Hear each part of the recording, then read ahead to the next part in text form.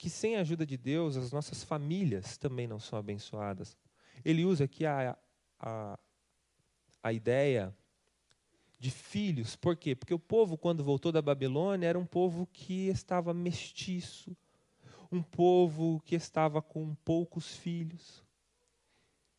E filhos, neste contexto, era extremamente desejado. Porque nós estamos falando de uma outra época de mundo, aonde ter muitos filhos significava, por exemplo, ter mão de obra. Ter muitos filhos significava, por exemplo, proteção. É por essa razão que o texto termina dizendo que o homem que tem muitos filhos não seria envergonhado na porta da cidade. Por que isso? Quando o seu inimigo viesse, né? O que o salmista está dizendo? Porque os tribunais da época eram na porta da cidade. Os negócios eram fechados na porta da cidade.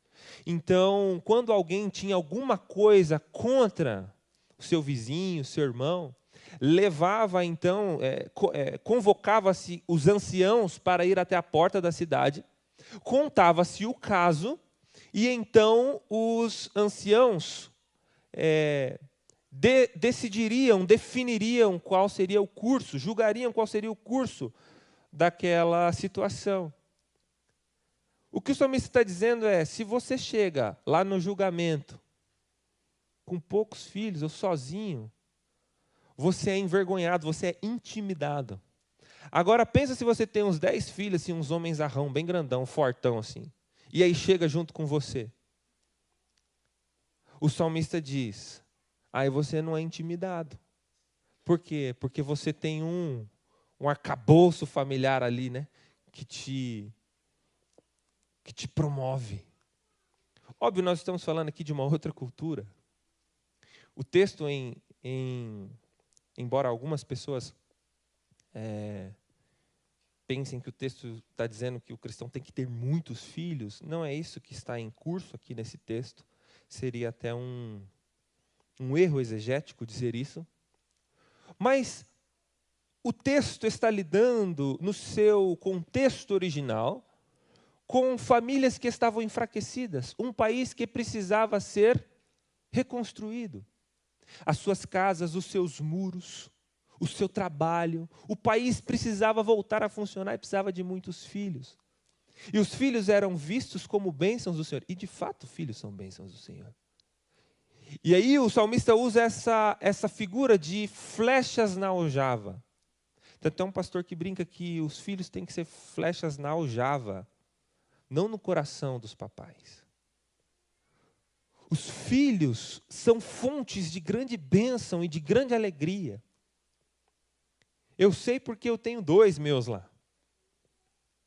E é uma bênção quando você chega em casa e um deles já vem correndo, já pula, já abraça. O outro ainda é muito pequenininho, mas a gente já percebe todo o afeto. E se o Senhor edificar as nossas famílias, se o Senhor edificar as nossas casas, então nós teremos famílias abençoadas, filhos fortes, comprometidos com o Evangelho. Agora, se não for o Senhor, nós não sabemos o que esperar dessa vida para os nossos filhos. E, meus irmãos, deixem-me lhes dizer uma coisa, não se enganem, nós estamos, eu acredito que ainda no início de tempos ainda mais hostis à fé cristã. Todo este progressismo moral, que em nome da sofisticação luta contra os princípios cristãos, está só no começo. Ser cristão daqui para frente, nós temos aqui os irmãos missionários, eles podem até nos dar uma perspectiva ainda mais precisa. Ser cristão daqui para frente no Brasil será cada vez mais difícil.